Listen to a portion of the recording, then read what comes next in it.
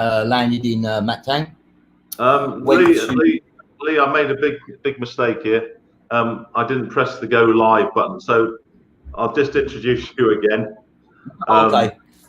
I'm so excited to talk to you. I forgot to press it. I thought with the countdown we'd automatically go live. So we'll start again. I'm Brian David, and welcome to Let's Talk Scuba, where I look for people around the world who are heavily involved in scuba diving in one way or another, and see if they're willing to do an interview. So this week I've got Lee Ricketts, who's from London, and he's set up a dive centre in Alegria, Cebu. I found out about Lee from a YouTuber called Finn Snow, who is quite famous, and it stayed with Lee and his family for a month during the pandemic, and it just raved about the way Lee operated his dive centre. Lee opened last November, and then when the pandemic hit, he decided to close and re-engineer his whole offering and kind of just start again. So instead of just moaning about being the pandemic and that, he used it as an opportunity to really think about his business and change it. So Lee's on screen with me. I'd normally introduce him, but I forgot to hit the go live button. I'm sorry about that. But anyway, that's okay.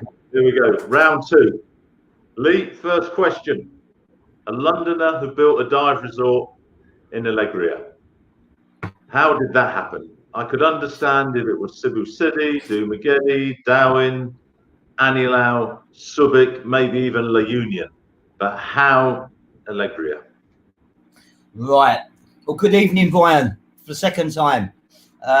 Yes, why is a Southeast Londoner doing in a small province or a small municipality in Cebu?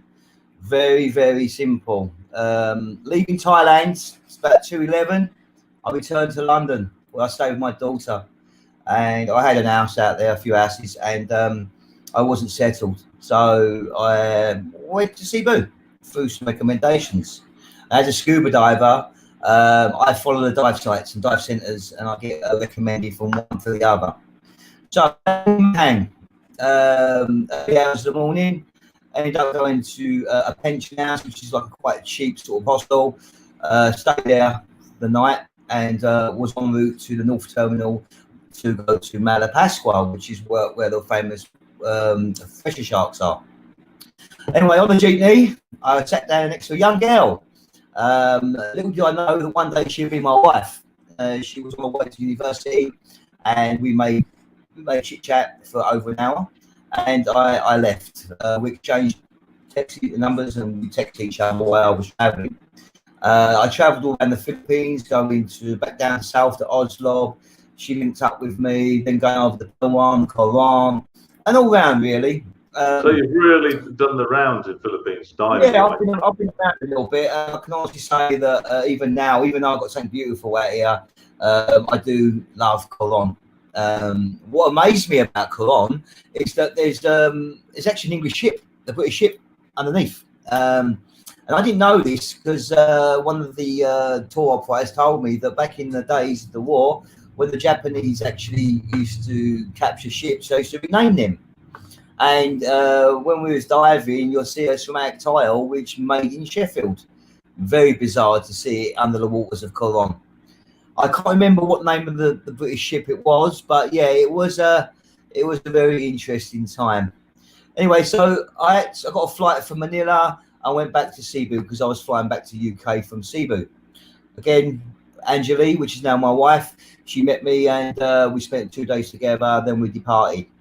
Back in London, I was keeping in communications, and things were still not good in London with work situation. We were still coming out of a recession. So I said to her, I'm going to come back over for 3 or 4 weeks, or no, sorry, 2 months. And if you want to, do you want to travel with me around the islands? And she said, yeah.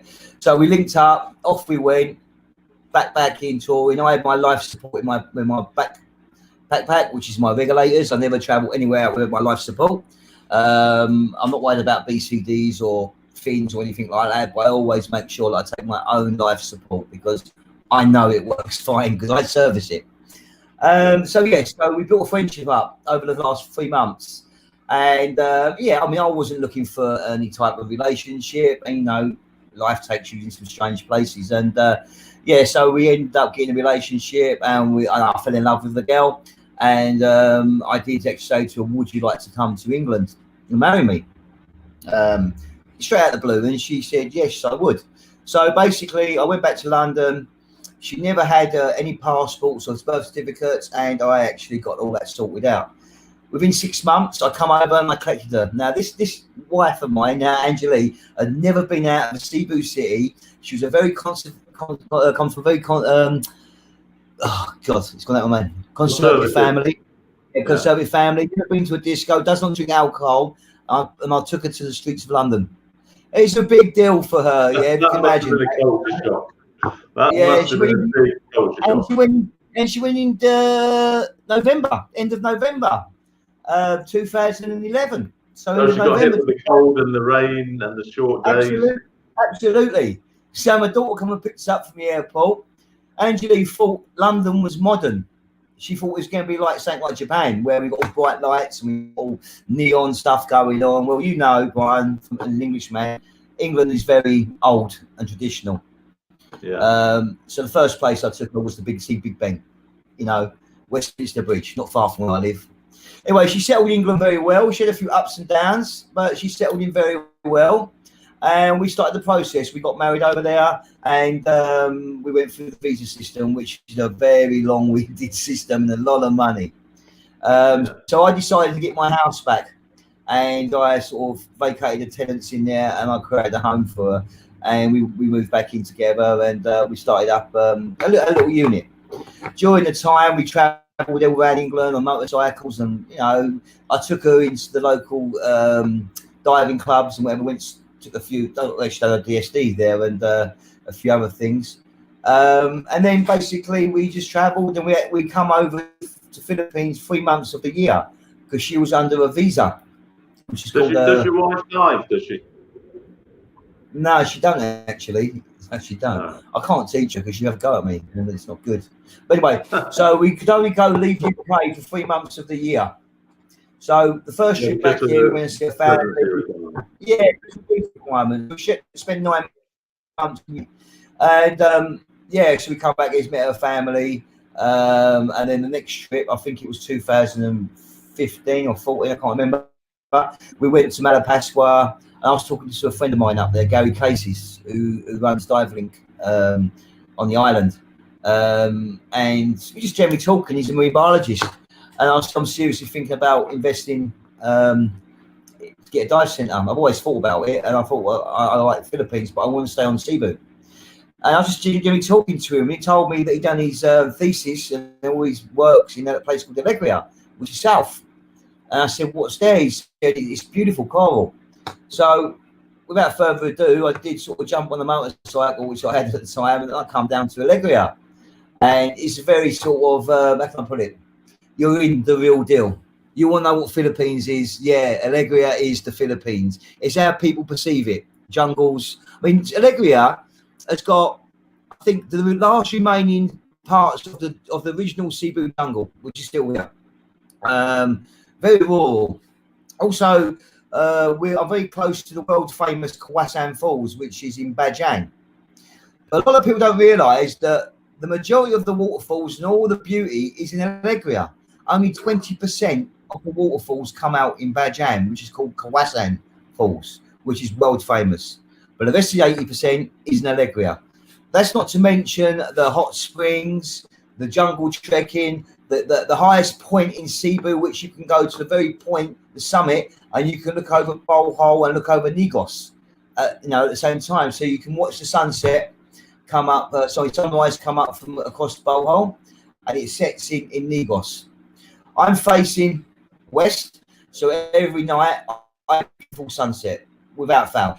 Obviously, weather permitting, if it's cloudy, but the colours are amazing, oranges, pinks. It's very vibrant, and a lot of our guests We've got like a little hammock there, hanging, sort of like hanging on the pier. They sit in there and do a selfie of them, and it's very, very photogenic. So, arriving in Alegria, back then, the first thing I went to do was, I went to find somewhere. And I found this place. This place was a family home. It'd been in the family for a long time. And I come in here, I walked down, I've got the original video when I first come here, and I still look at it now. And I walked in here. This house, what I'm in at the moment, is still the original house. It used to be a shop. It used to be like a store. I don't know if you're familiar. Like you have around the Philippines, where everyone goes. Yeah. It's like a sari store. It's where they sell like bits and bobs, foods to the local people. So this is a sari store, and the top bit is the original house, which is the typical Filipino house. But down the bottom, which is further down near the sea, that was sort of undeveloped. There's a few old shacks there, a few bamboo huts here and there. So I started making the plan. Okay.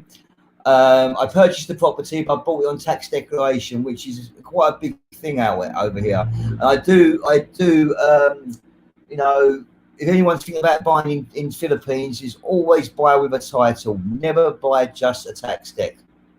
And the simple reason is that is you don't actually own it. Anyone can pay the tax deck. So you can develop a place under a tax declaration.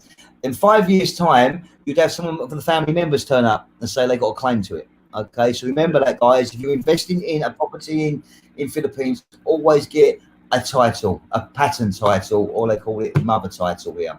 Very, very important. Many foreigner comes unstuck. Okay, so purchasing the property, we had to wait. In the Philippines, can they? Foreigners can't own property in the Philippines. No, but you know, I'm married. So you know, I'm married, and so my wife, it's in my wife's name.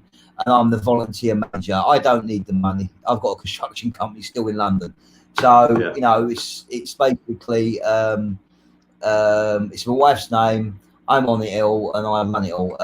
So I do it because you know it's my passion. So it's very important, guys.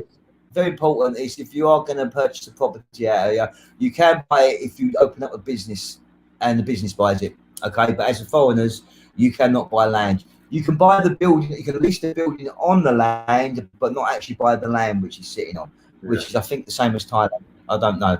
But anyway, if you set a company up and it owns land, you can't own the majority share of it. You can't own the majority share now, but you can become a director. I don't really know how that works. I've never had to do it, but a lot of people do that, just foreigners. So 2 years later passed. This is how long the title took to get. So I didn't spend 1 peso, and I thought the worst scenario was going to happen. I'm going to end up a bit of land, which is going to be tax deck. So I would put minimal amount on it. Well, 2 years passed. I come over here with my friends from England. We stayed here for a couple of months, just diving, checking out the reef, which is we'll talk about that in a minute, and really just cleaning. In the meantime, me and my wife was coming backwards and forwards. Well, in 2015, we actually received the title deeds. To me, that was full system go. I had a plan in my head. My background is construction. My background, actually, my original trade was a bricklayer many moons ago. I was trained as a bricklayer. In my later life, I became a director of my own company, which is a construction company in London, which I deal with conservation buildings, which is a listed building. So I'm very particular in finishes and designs, and a lot of it's to do with my. All right, we're going to talk a little bit about the resort later on. Okay. So just a couple of quick questions, just to know a bit more about the man. Why did you want to learn to dive originally? Sorry? What was the driver for you wanting to learn to dive? I used to swim for the British Art Foundation when I was a young man, the local swimming pool. And back then, I think I was about 18 or 19, I can't remember. I was very young. And after the session, we had his BZAC come in using the pool for a training session, the local club. And back then, to me, it was James Bond style. You know, scuba diving was way out there. You know, that was for the rich, and it's only for TVs in Hollywood. And I remember looking at it and thinking, like, you know, I like to have a go at that. And the guy saw me looking. He said, "Would you like to have a go?" I said, "Yeah, I would." So he put me in the swimming pool first time. Yeah, very bizarre. And it was When really, was that? When was that, Lee? I was about 18 or 19 in a local swimming bar. I was in a place called Erith. So, Yeah. you know, I was about 18 or 19. I was doing swimming for the British Art Foundation charity thing. Yeah, so that was my first breath underwater. Oh, too long. Too long. Come on. We can't ask women their age, but we can ask men. No, that's too long ago. Yeah. I mean, don't get me wrong. Right, I've still got a mind for 18. We'll leave it with. So, did you still then? Got a mind for 18. Huh? Did you then sign up for a course with the British Aqua Club, or? No. It was just my first ever experience, and then I right. That was just after that. You said, right, I want to learn. Well, so no, it was how just did Lee become a diver? It was just way too. Remember back then, I was an apprentice, sort of like, you know, back in the 80s. You know, it was we had a recession again. You remember, you know, the days of the yuppies. So it all crashed, and again, it was like Black Friday. Do you remember Black Friday or Black Wednesday? I can't remember what it was. Everything went. But so it was way out there. It was out of my league, really. It's amazing how the banks and the finance industry always seems to be responsible for recessions. Yeah. Have you noticed that? Yeah, that's right. So, you know, basically in later life, I picked it up again. I joined the club, and that was it. That's my diet. Where did you learn? I learned in England. In England? In a nice lake. In a nice lake. Right. Yeah. One of them lakes they dig out for chalk years ago, for cement. Yeah, in one of them. When you touch the bottom and no one can see nothing, and all you can see is there, yeah, right there. And that's it. I've done a few of those. And it's like, you know, tactile. It's like touchy feely. You know what I mean? You don't know where you are. And sometimes I used to hit the bank because I couldn't see it. It was that bad. And I took my wife in the lake, and that's the first and last time she'd ever dived in the UK. She said, "No way am I ever doing that again." So in 2011 or 10. 10 or 11, no, 10 actually. No, 2009. 2009, I went to Thailand, and I went with a company called Scuba. I don't know if you know them. They're not non-existent no more. They don't exist. There was quite a big company, and there's a British woman who owned it, and I went with them, and I went up to become an IDC staff instructor with them. Thoroughly enjoyed it. It was an amazing diving. You know, but even back then we had the coral bleaching, but it was warm water. Beautiful, you know. I'm even now today. I just dive in a one rash vest and a pair of shorts. I'm not climatized. To me, it's still like bath water. So I dived out there, doing what I had to do, training, teaching. I had an amazing IDC, course director called Christophe Pace. I don't know if any guys know of him, but he's French. He's a platinum course director, and he was an amazing guy.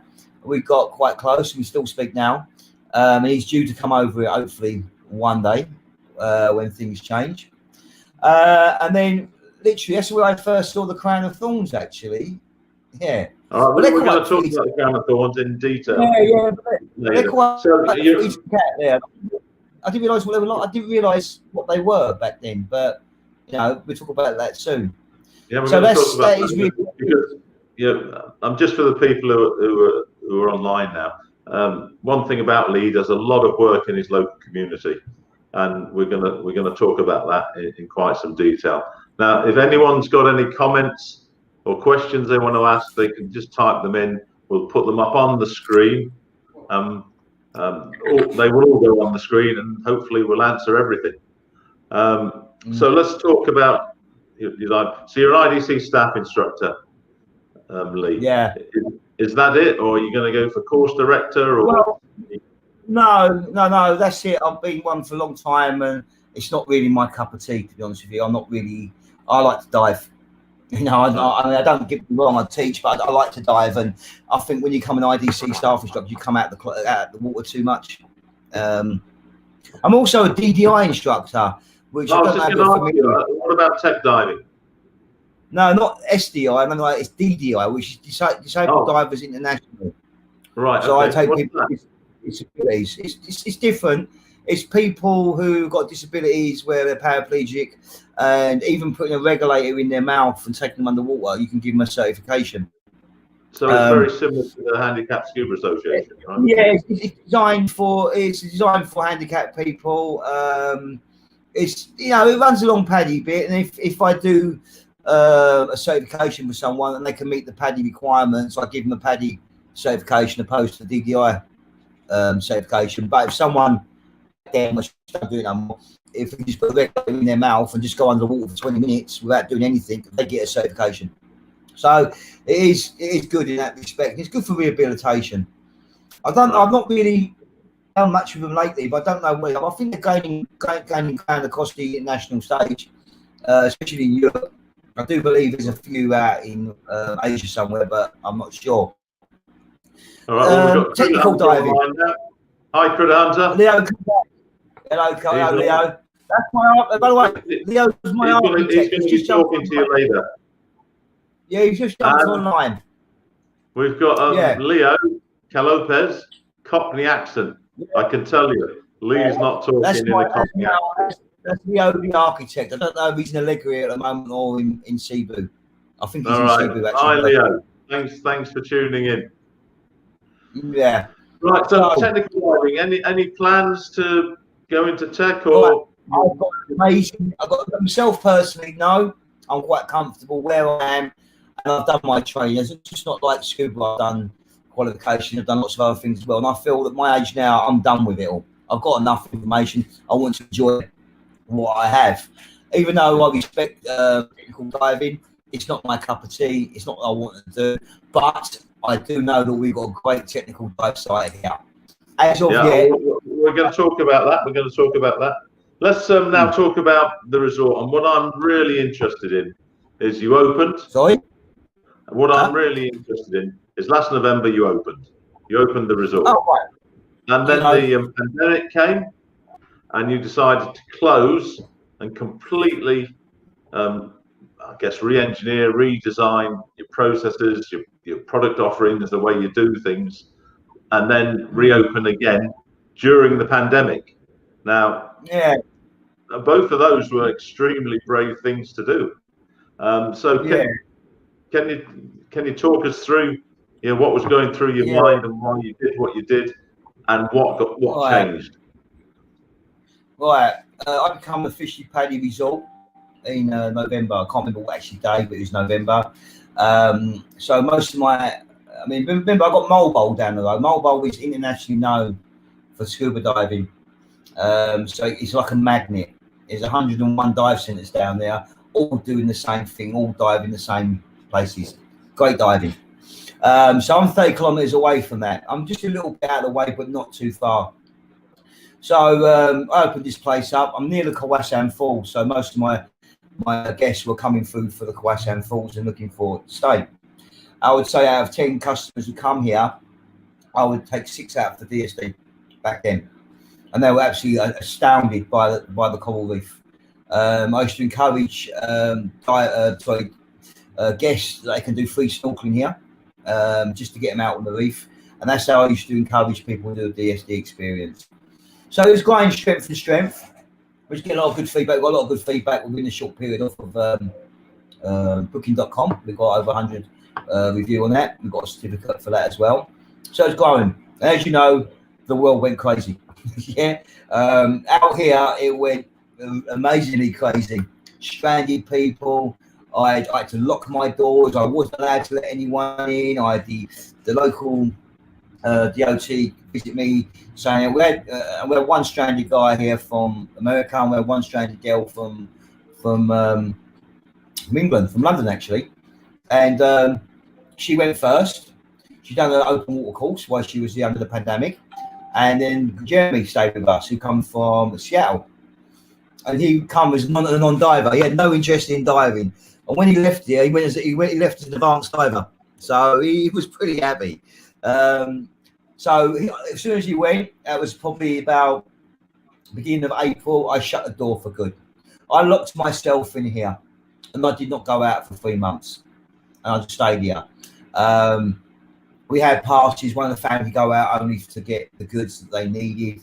It wasn't just the Philippines; it was the whole world gone crazy. So I think it was about May or June that we come in a different category. So look, still protocol that I follow. So I went out for the first time after 3 months locked in here. I was one of the lucky ones. There's guys locked in apartments somewhere, couldn't even go out. I had my back garden, so most of the days I was diving every day. I come very familiar with that reef. So there were no restrictions on diving then, because I know in Anilau, I know in Darwin, people weren't allowed to go in the water. No, this is my private property. Yeah, but the Coast Guard was on to people. Yeah, absolutely. Because where I am, I'm not like in Mobile where it's well known. Diving is not well known. It wasn't well known until I was here. So I was just going for a swim. Sorry? So you were just going for a swim? Yeah, sort of thing, as you would put it. So going out in the streets after 3 months is a bit surreal, a bit weird. You know, it was like empty, mask on a lot. And it took a bit of time, a couple of days to adjust to it, because this place is extremely busy. When I say extremely busy, you wouldn't believe how many people come through the Cebu Island. And it was empty, absolutely empty. You go up to the shopping mall, which is near Mobile, empty. You go down to Panic Summer, which is the heart of the diving, empty. It was like the ghost town. It was really bizarre. So there's a few guys trapped here. There's obviously owners. Well, as the restrictions started going down, it seems like a lot of establishment owners started to sort of like link together and started forming some sort of community where before, where we was too busy, we wouldn't have time for each other. But this time, because there's not much going on, we seem to like link up and we started creating relationships and getting to know each other. Like a lot of people in Mobile now know me. I go down there. I know a lot of people in Mobile who own restaurants, accommodations, dive centres. So we started doing the networking. So in a way, it seems like the way I looked at it was quite a positive thing for me, not a negative thing. I never felt the full impact here of tourism. I just come in, be shut before it's shut. But within them 3 or 4 months that I was open, bear in mind, I've never actually ever run a dive centre before. I've been more in the construction. So I'm dealing with a completely different type of person, even though I've worked in the industry, but never actually owned. So I learned a lot of my mistakes, and I would go back and I reflected on my mistakes. Not bad mistakes, just things I knew I could get better. So I put my head down, got into the computer, do what I need to do, my websites and whatever, and got that sorted out. Then just started doing what I usually do, and I go and do things. So when the things started, what were the top 3 changes that you made? Top three changes, obviously with networking. Number 1, getting to know people. In the same boat as me. Once they're business, now they're just like, you know, not stranded, but they're in like limbo. You know, you go down to someone's place, you've got a little party going on, you have a little gathering, you get to know people. Anyway, what really started the ball rolling is there's a lot of nets out here, which I continuously keep removing. But you have to be careful because obviously, you know, it's not protected and it's a fisherman's livelihood. So you have to be very careful. So I used to monitor the nets there, and some were down around the reef. I've got a few pictures on here, which I'll show you in a minute. Actually, I'll show you now, actually. So this is what I was actually getting out there quite frequently. If I can bring this picture up, and I will show you. Quite common. Don't say I haven't put it on there. I possibly haven't put it on there. No, I don't think I've actually put it on there. I'm sorry, Brian. I'm mentioning it, and I'm not actually put it on there. No problem. Anyway, no, I'm sorry about that. But yeah, so I'm always monitoring them. And I used to go to the barangay, which is like a town hall, but it's not the main town. It's like a suburb of municipality of Alegria. It's called the barangay. And I told them, and that was, and they said, "I can remove them." So I removed them. And it's not that. It's obviously it's strangling all the corals. Well, I think it was around about June. I had a huge one down here. It was a commercial net. It'd been down for many years. And it was about 25 meters. And I know Bowman Co. I don't know if you know Bowman Co. He's the photographer. Bowman Co. is an international, well-known photographer, videographer in the Philippines. He speaks for Philippines, goes to all the demo shows. He's also a PADI ambassador. Critter Hunter. We're not going to talk about lockdowns. That's boring. We're going to talk about critters and marine life. A couple more comments. Yeah. Billy, Biker Billy, nice to see you, Lee. All right, Thanks for watching, Billy. And Julia's life's on. That's the better half of Critter Hunter. She's got her own channel. Really cool. Lovely lady. Like crab. Yeah, so going back to Bow. We're talking about Bowman Co. Bowman Co. Yeah, Bowman Co. A lot of divers know him in the Philippines, who he is and what he is. He does a lot of promotions for scuba diving companies throughout the Philippines. He's very, very good at what he does. And he's also the commissioner for the Philippine Scuba Diver Association, PSCCD. And I met him actually 10 years ago on Madagascar on a dive. And we've always kept in contact ever since. And I started organising with the DNER Region 7 and everything about these nets, taking photographs. I even took them on a dive actually and showed them, and they all agreed that they need to come up. So at the Blue, my local municipality said that we've got these guys coming down to help with the nets. Fantastic. So I said to Bo, look, we've got these guys coming down. He said, I'm locked in Cebu for 5 or 4 months. I can't get out. So with the powers to be, we got him out. Okay, we got him out. And I brought him into my resort. We stayed there, I think, for 3 weeks. And we done a good day of diving. We moved 250 kilograms of nets in one dive. We had 12 people down there. I work here with the Dubai Volunteer Dive Team, which is a local dive team, and they spend every weekend just clearing nets from wrecks. And they remove tens of tons of nets annually. It's a really big thing. Yeah. So what were your top 3 things, Lee? Come on, that you changed about people? They want to know what you've done to the resort and your operation, because hopefully they're all going to come and see you as a result of this. Okay. As I'm in the construction industry, I've got an eye for detail, and I've created something which a Western person would want. As a Western person, I know what I perceive when I come into the Philippines. I perceive paradise, and that's what we got here. So I create my building is based on Western and native fused together. It's I've used a lot of natural materials, and I gave it a lot of bamboo finishes with Western end touch. So I've got 4 types of rooms here. I've got the air conditioning room. The air conditioning room has got hot water showers, which has got good pressure at 1.5 bar, which is unheard of. Do you want to put some pictures up? I will actually. I will. Bear with me for a second. We've got Mark Wynn from Blue Horizon in Bermuda. Good morning, gents. Well, it's late afternoon for me, and it's well into the evening start of the night for Lee. Right, I'm gonna actually stop sharing screen. Share screen. Here we go. I'm new to this, so bear with me. Oh, I haven't got the application up there. Where is it? There it is. Can you see that? Okay. You need to share your screen. I've not shared it yet. I thought I did. No. That's a bit weird. However, okay, what I've got to do, I've got to bring that up. Sorry, I've got too many buttons. Mark, about time. Where have you been? It's been asleep, Critter Hunter. Graphics XCI, I don't know who you are, but thanks for joining us.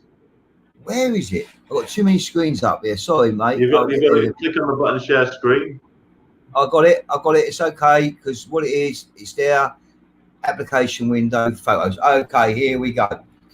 Right, can you see that? Can you see that one? Yeah, I'm just going to add you. There we go. Yeah? you see that? Yeah. Right. Okay. This is Do you want to Seagull. show us on this map where Alegria is? Can you just put? Yeah. Okay. Can you see my cursor? I can. Yeah. Right. See where it says 10 on straight? Alegria is about here. Right. Okay. So well south, huh? Yeah. Mobile is here. And where would Darwin be? It's over here That's where somewhere. Critter Hunter's based. It's down here. Where would It's actually Darwin right be? down. Yeah. Right So down we got there. mobile. Where we stand here, but we've got mobile here. Yeah. Yeah. Alegria's about here. So as you can see, it's actually a super highway for marine species. Okay, travel through here. We get a lot of whale sharks coming through here, which we get pygmy whales. Everything goes through here. Anyway, the resort. We've got that side-man guy, which I think he's from New Zealand. Okay. Just come on. Hi everyone. So we're getting some high-quality viewers, Lee and Critter Hunter. Hey, Critter Hunter. Right. So this is the bar, is it? Yeah, this is the bar. Basically, we call it the Bubble Bar. Fitting name, huh? So that's what it is. Moving on, this is the bar itself. As you can see, we've got a bit of London Pride sitting up there. And what's that? Spitfire beer sitting up there. Yeah, that won't last long if I come. No, we've got a bit of my staff here doing what they do. This is the dormitory. This has got 6 beds. These are bunk beds. These for groups. Great. It's got their own private shower. We have the top, which you can see. You can see. Yeah, this is the first floor. This is one of the bedrooms. Aircon, very simple, very straightforward, very clean. That's a budget room now for 2 people. How many rooms have you got? How many divers can you accommodate at the resort? We can accommodate 22. 22. That's a good number. But yeah, that's if they want 6 of them want to share the dormitory. The family with the kids and that would especially the couple of families that all the kids can stay in the dorm room, right? This is the bar at night time. We had a lot of parties here. I need some new shades with that. Bloody hell. Yeah, it's a bit of neon lights. It's a bit of bling. Okay, that's the home reef. Look at that. Can you see that, Brian? Yeah, beautiful. Yeah, I was looking through. Look, this is the home. Let's bring Critter Hunter in here. Okay, let me come out with him. He's dead keen to ask you some questions about the marine life. Critter Hunter, you ready? Critter Hunter, are you there? I've got him added to the stream. I can see him, but his Wi-Fi has been playing up today. He's on. Critter Hunter. Hello. We've lost your pictures, but what's going on? Can you what's hear going on, boys? Hello, Critter Hunter. So can you hear me? Justin's a big scuba tuber. He's based out of Darwin. His channel's called Critter Hunter, and he spends his life taking some amazing macro footage of critters, and his narrative is fantastic. Every time I listen to Justin narrating, watching a pygmy seahorse or a flamboyant cuttlefish, it just makes me laugh. But he's spot on. So, Critter Hunter, give Lee the old quiz on the what you can see when you visit. How's it going, Lee? He's frozen. Yeah, but you guys hear me? The audio comes through. You can't hear me? Yeah, we can hear you. Oh, okay. How's it going? Yeah, good. So when you can travel, I guess there's one of the first places a huge delay or what? Absolutely. Yeah. I think your Wi-Fi's doing its usual trick. Do you want me to share a few more photographs? No. Let's see if we can get. I heard about Alegria. Yeah, do you want me to? I heard about Alegria from my friend Finn Snow. I sent him on a critter challenge over there. Yes, hello. How are you?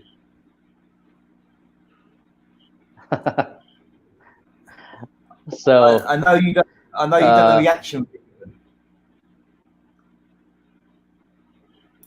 yeah, I did a reaction video, but then I sent him on a critter challenge to find a bunch of sea turtles in with you. Wasn't it? The bonus for a hawksbill. Oh, we got them here. They're quite common. You get it spoilt here with hawksbills. There's quite a few. In fact, we had 120 hatchlings hatch 5 minutes away from here, and I had to go down this system to put them back into the water. Wow. Yeah, so we're very spoiled here. Wow, that's cool. Yeah. I haven't seen that. We got Apple Island, but besides that, I haven't seen it on the Darwin coast. Island. I've been to Apple Island. Yeah, it's nice. It's good. Darwin's good for muck diving. I've been there a few times. Yeah, it's good. Really good. Well, we've got something special here. Okay, unfortunately, you're only a stone throw away from me, but we got the sea between us, so you cannot travel across the island to island. But it's not going to be forever. Yeah, I can see you. I can see you, but I can't get there. Yeah, yeah. So let me put a few more photographs up, okay, guys, and let's see what we do. So I've got to share the screen. I keep forgetting to share the screen. All right, share the screen. Share. Oh, where's it gone? Is it there? Application window. Oh, here we go. So, guys, can you see this screen? Here we go. And I'll bring it up. Okay. We was here last. Let me put it on to. Let me bring it up. Expand it. Okay. That is my reef. That is the home reef. Is that a shore dive or a boat dive? That's a shore dive. And how deep does it go there? So you guys got all wall dives? Yeah, we got everything. We got gradients, walls, and we've even got a deep shoal that starts at 25 meters, which I dived yesterday. Actually, we see eagle ray down there and spotted blues down there. There's a lot going on down there. So what about the sharks? I'm next to Santa. Finn said you had some sharks. Yeah, I'm next to Santa Filomena Sanctuary, and I've got control over the sanctuary to vet the people. We have black tips in there. We have black reef sharks. Yeah, I haven't seen any of those here. Yeah, so let's looking all down. Muck diving and little critters here. Yeah, so we're looking down at the reef. This picture's taken about 2 meters from the surface. I'm looking down. This is wow. a green turtle. Unfortunately, this one, I found him dead. But after I took this photograph, I actually found him dead, upside down, with his eye bleeding. Now, I retrieved him from the water, and it looked like he'd been shot with something. So, it's a shame, but it's such a beautiful turtle. Then this is a deep reef. I've enhanced it a bit. This is about 32 meters. It's a little bit different topography down there. We get a lot of critters down there. Just come in for you from that side mount guy. Lee, Critter Hunter wants to know if you know where to find octopi or octopuses or. No, I don't. But we're here. No, I'll be honest with you. I have not yet seen any under the water, but I know Finn Snow has, and a lot of other divers have. Me, myself, I have not seen yet, but there's lots out there. Yeah. Oh, so you're a bit like Critter Hunter then when it comes to octopuses or octopi. Yeah, they're octopuses or octopi. I'm the octopus expert. Okay. Paul Cook, I don't know who Paul Cook is. Do you know him, Lee? Oh, sorry? Yes, Paul Cook. He was with me. September till March. Well, he saw them. He's just come up where we can find them. Okay. They are Critter Hunter. I think we can extend that challenge until after lockdown, right? When you can travel, and then it'll be find an octopus in Alegria. And in fact, that could be a pretty good challenge for Lee, couldn't it? Well, in December, I'll find all the octopus. They'll be here. Yeah. We have cuttlefish here too. We have all sorts here. I know they're here because the locals catch them. They catch big ones. Yeah, here too. So this is Harriet Lee. This is our boat. It's a very stable boat.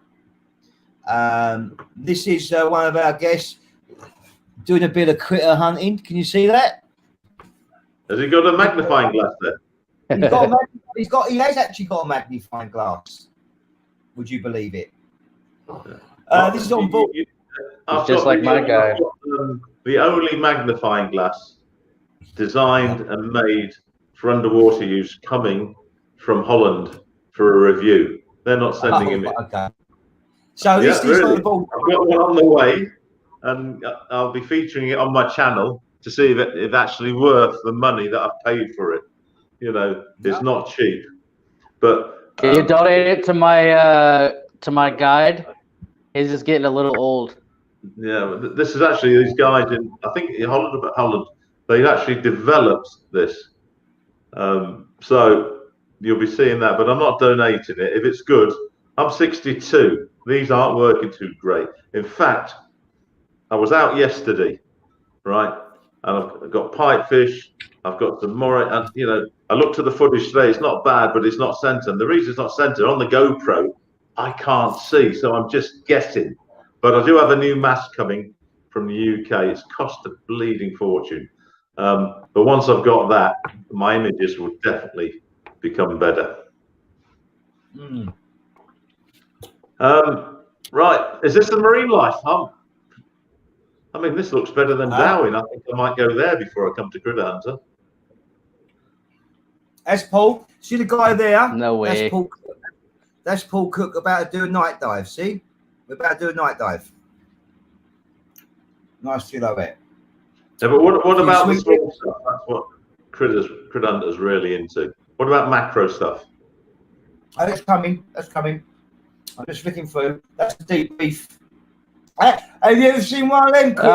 What I'm concerned about is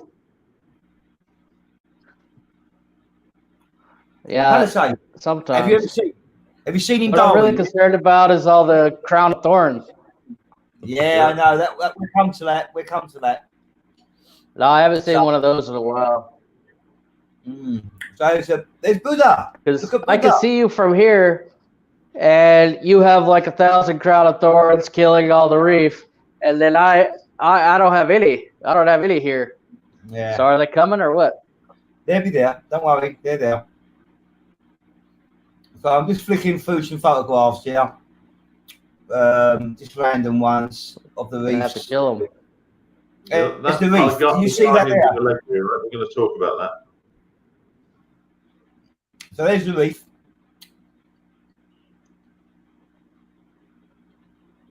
Looking down at it. See, my result is on the right hand side here. Can you just show us what that is? Reef. Yeah, can you see the cursor, Brian? Yeah, I see it now. Yeah. So I wonder when we can get a ferry. Yeah. The reef. Yeah. Oh, there's a nice crab. What's that, Critter Hunter? I don't know. Can't remember the name. Oh, that's seagrass. Must be some kind of porcelain crab. Yeah, that's a seagrass. That's why you got so many turtles. Nice batfish. Juvenile batfish, yeah. Yeah, I know those. I know those buggers. Critter Hunter challenged me to them, and we have them all the time. Of course, he gives a challenge. It's a bit like his octopus, but I found them. Sea snake, branded. How about them? A blue velvet. You got blue velvets over Darwin.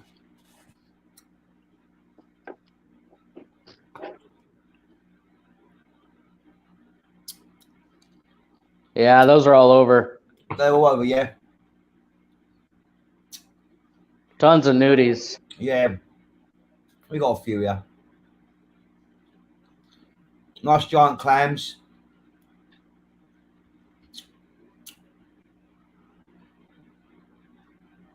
Yeah, There's the next. Oh, I sorry. dive in Annie now a lot, and we get a lot of giant. There's a clam sanctuary over the water in Ecuador. Yeah. Oh, this picture's the nets I was telling you about. Right. These have been removed now, right? Yeah, they'll be removed. But this is what I was up against continuously here. Yeah. Yeah. Yeah. No, I've seen. You know, we get these in Annie now. Jesus. So we like to do a night dive straight off the beach. I nearly swam straight into one of these. Yeah, They I was swing it out in the evening, and then we swam along it, but it just went on forever. So this is quite shallow. A lot of critters around there. Oh look, a lobster. I was asking Finn about pygmy seahorses if you had any, but he didn't know. No, we have got a wall out here. We have got a dive out here. I've been on it 3 times now. First time was last year because we was looking for new sites, and it's a sheer wall, and it's the bottom's very deep, and it's full up with fans, full up. The problem is there I haven't got a really good eye, so I've been trying to get Bowman Co with me to go on there. He knows where to look for the pygmies, so I'm hoping soon Bo will come down here and we'll go for the dive on that site. I was with Paul Cook actually when we found it. Yeah, Paul's been back on. He's talking about where you find the octopus. So Paul, if you've seen some pygmies in Alegria, can you just put up a comment? No, we haven't. Right. So, I mean, Critter Hunter's got some amazing... If you got a bunch of fans... Haven't you? If you got a bunch of fans, I'll come find all the pygmies. We've got loads of, not a bunch, we've got a whole wall of fans. It's he needs fans, he needs enemies. Yeah. Paul actually called it Fantasia. He named it Fantasia. So we got, how about this? Well, they got to be there. We love these dudes, don't we, eh? The fireworms. I filmed one of those in Malta. Yeah, we got them here. We got the fireworms here as well.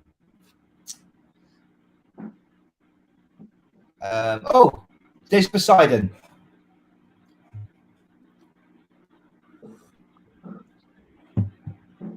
There's Medusa. There's the Knights Templar.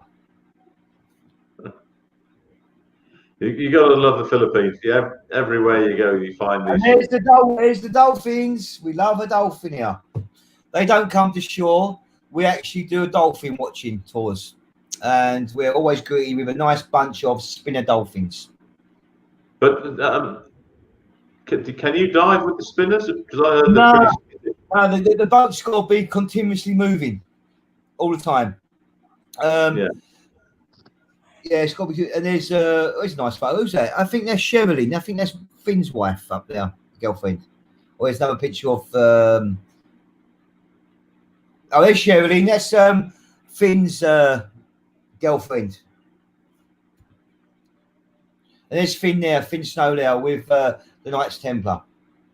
And there's Sherilyn again. So you guys had somebody die last week?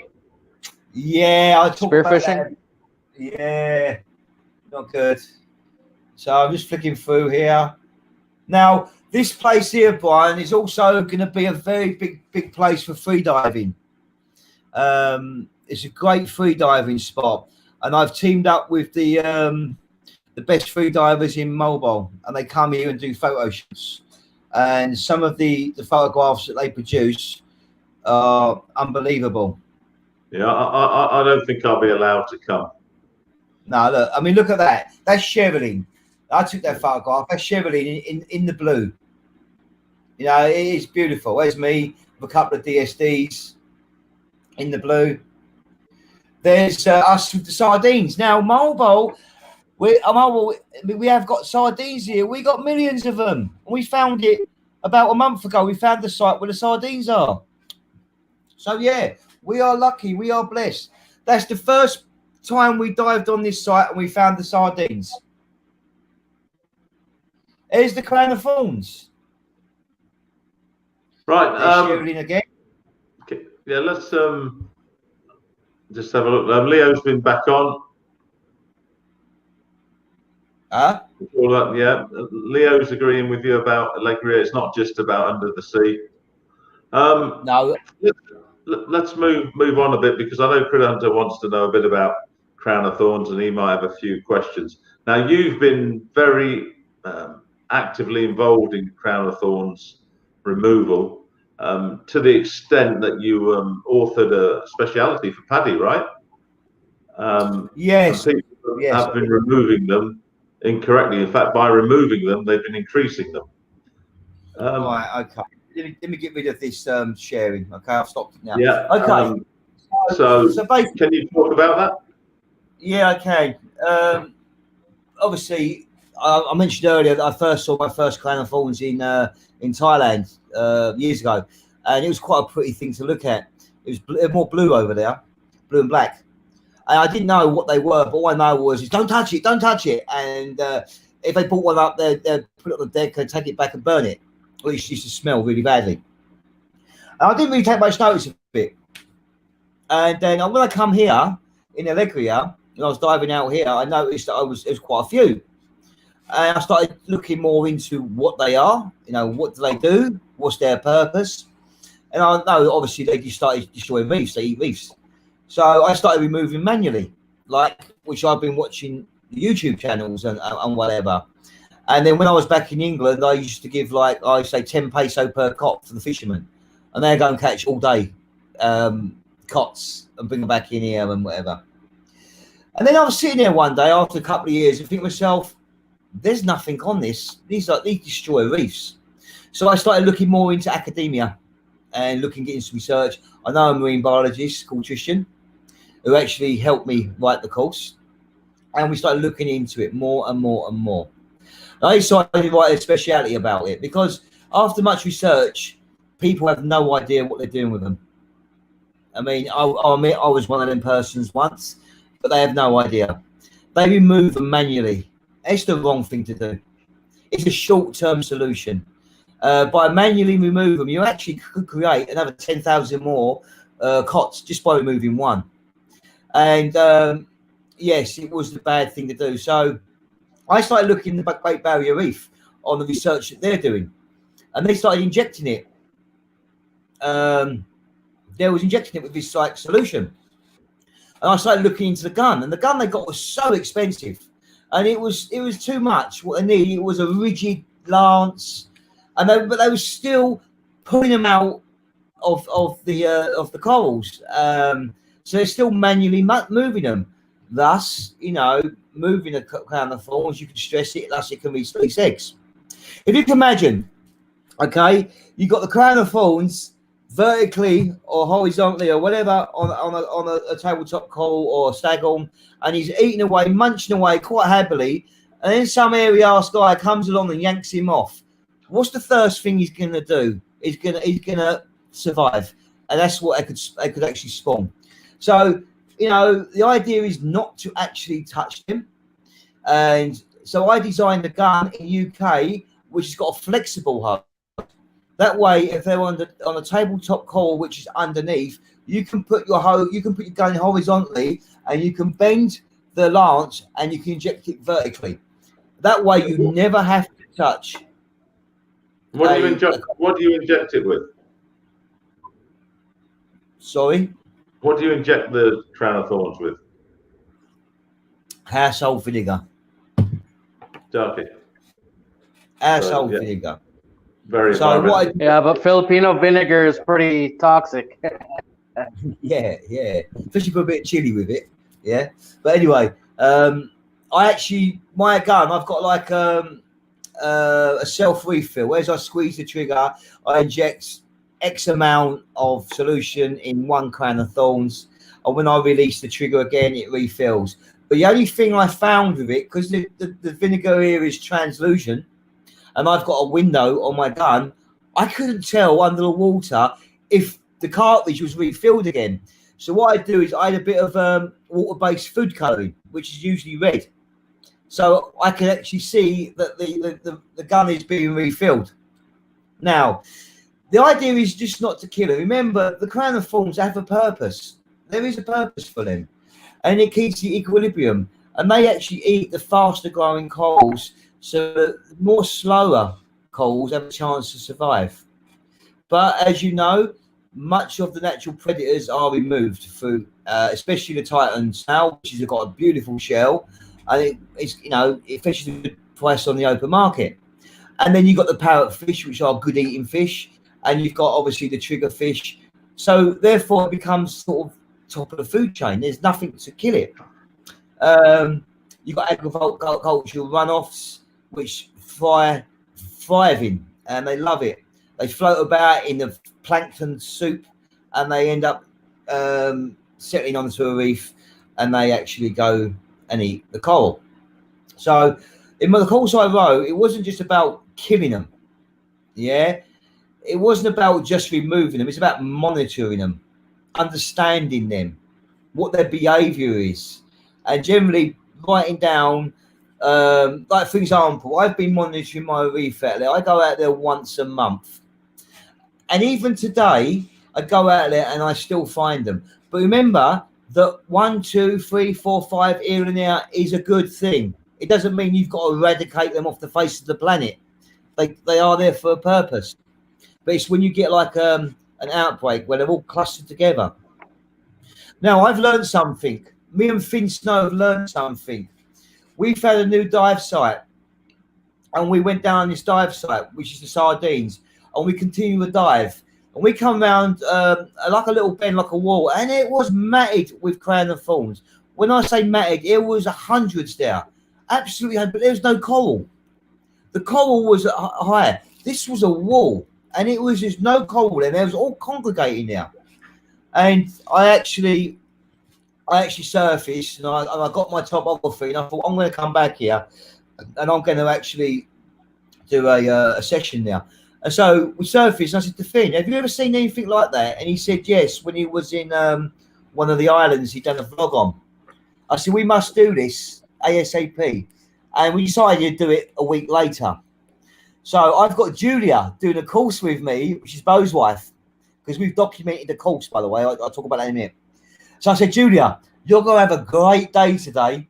You're going to be cod hunting, and you're going to be jetting them, squeezing them." So me, Finn, Bo, and Julia goes out there. We know that. We drop. There wasn't one there. There wasn't so one. What was that? We couldn't find one cod. So I started doing some more research and finding out why was there like hundreds there, and suddenly there's none there. Breeding season. Yes. So it goes to show now that they don't just isolate; they actually congregate. And this is bizarre because me and when Finn, they congregated, that's when they were breeding, was it? we don't know. We just got some. We just got some. I've done some research, and I found out this time of year there seem to be influx of them, and they seem to come together. But it proved the point because we went back out there and there wasn't one there. When I say one, there wasn't one, and we couldn't find any. Justin, do you get Crown of Thorns in Darwin? No, I've seen like 2 in the last 100 dives. That's why I'm so confused. Why is there so many there, like a pandemic, but I can see you, but there's none here? Could it be the quality of the reef? It's the corals. They only eat coral. So if you've got sandy floors and sandy shores, there's not going to be a lot there because there's nothing there to eat. Them to eat. Yeah, but we got some massive reefs. I just don't go to those. No, he's out in the muck looking for the interesting stuff. Yeah, so you won't get any corals in Darwin, especially when it's they've got big coral reefs in Darwin. Yeah, they're there. I don't think they're not there because they're all over the Philippines, all over the Pacific. Okay, they're everywhere. In Darwin, the problem isn't as big as it was in Alegria previously. Yeah, and that might be because they've got more natural predators, I guess. Yeah. So Darwin's got the predators where Alegria hasn't got the predators. what people don't realise is that it's an equilibrium. It's called a balance. Now, if the corals get eaten by the thorns, they're not managed correctly. That means they live on there, which means they don't attract the bigger fish, which means they don't attract the bigger fish. That means there's no fish left. So that means there's no fish for anyone to eat. Yeah. So it's a knock-on effect. So we actually, when we do this, when we move the Crown of Thorns, as Finn's pointed out in his vlogs, that we actually are helping the community without even they knowing that we're doing this, because we're obviously moving this threat. Now, I go out there once a month and I actually monitor it. It's a bit to the left of me that I've started doing it. There's a little bit more on there. On my reef, they are now reducing in size. I mean, I'm getting the average out of probably about 4 inches, and I monitor the sizes of them. I mean, we get much bigger ones up in the Muslim Dam. Yeah. But when I first started, it was going up to 12 But in inches. the Muslim Dam, now I know why we haven't got a problem in the Muslim Dam here. Because when I first saw them in the Muslim Dam, I thought, oh shit, that's the coral gone. And diving there every month, when there's not a pandemic, I didn't see any effect on the reefs. And you've just nicely explained why that is, because we've got the predators. Right, we're not killing the predators off, or they're not being taken. So that's why I guess we've got the equilibrium, the balance right up in the North Arabian Sea. And it's probably the same now. Just, I mean, we don't see tens and lots of them. On a weekend I might see 3, just like Critter Hunter does down in Darwin. Yeah, right. I mean, we've been at this an hour already. So what I'll do, we'll just move on, because I want to talk about some of the work you do with the community in Alegria, because I'm a great big fan of dive centres, especially foreign-owned dive centres in developing countries. Actually, you know what? Well. I'm going to have a cigarette. I hope you don't mind. I'm going to remove you from the stream now. Is that okay? Sorry? Critter Hunter, I'm just talking to Justin. Justin. Oh. Say what? He's sleeping. We're going to move on to talk about community. So I'm going to take you off the stream now, if that's okay. Critter Hunter. Yeah, it's good to meet you.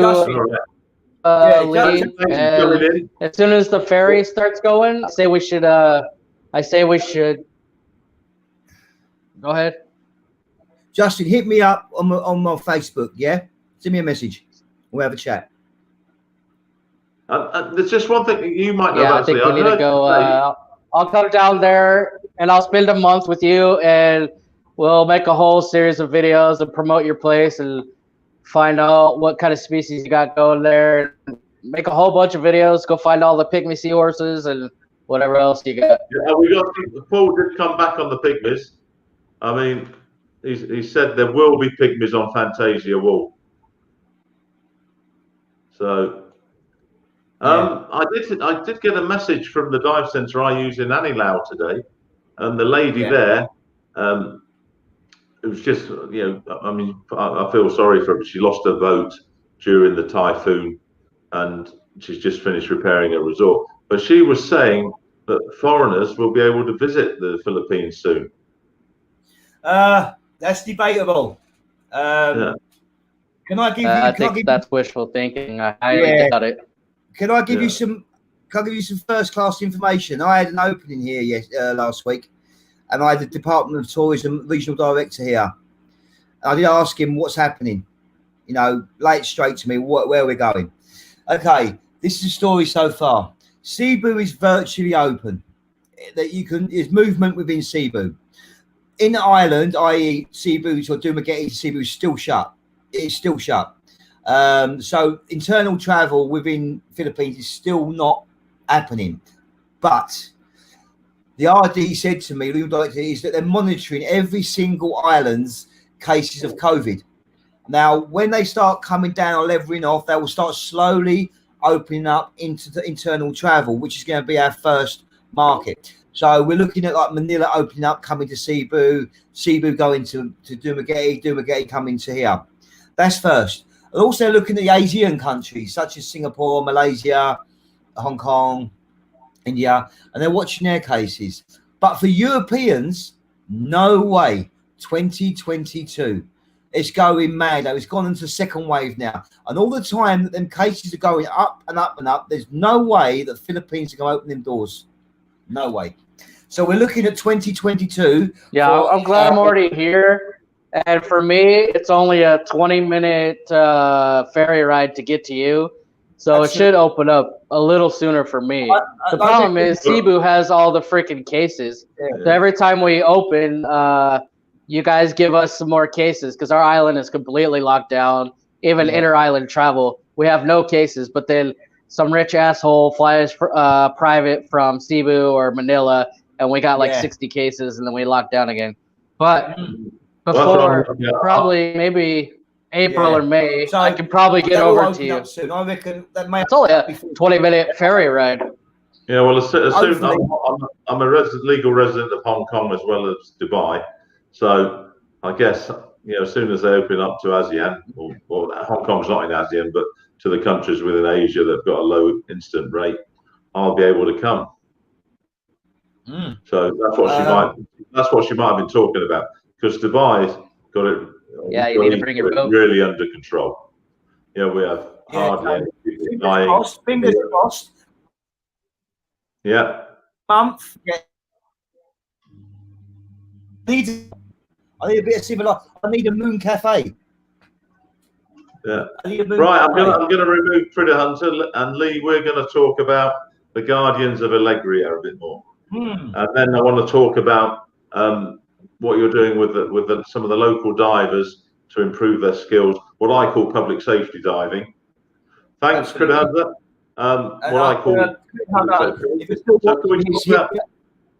Hit me up on the Facebook. Sorry? Can we talk about Guardians of Alegria? The Guardians of Alegria. And what was the driver? We've seen some of the pictures. So the Guardians of Alegria. Why did I do it? I had a vision. A vision. I had this idea in my head a long time ago when I first saw this place. When I went out on that reef for the first time, the first thing that went in my mind, this is 4 or 5 years ago. Wow, this could be amazing if I was to do something with it. So I found an amazing sculpture, and Paul was here at the time with me, and me and Paul was discussing at the time, what should we have? Well, I've come up with Knights Templar because I'm a Freemason. That's what I would like. Then we had a discussion. Medusa's got a lot of things going on. Then obviously we had to have Mother Mary because it's a Catholic country.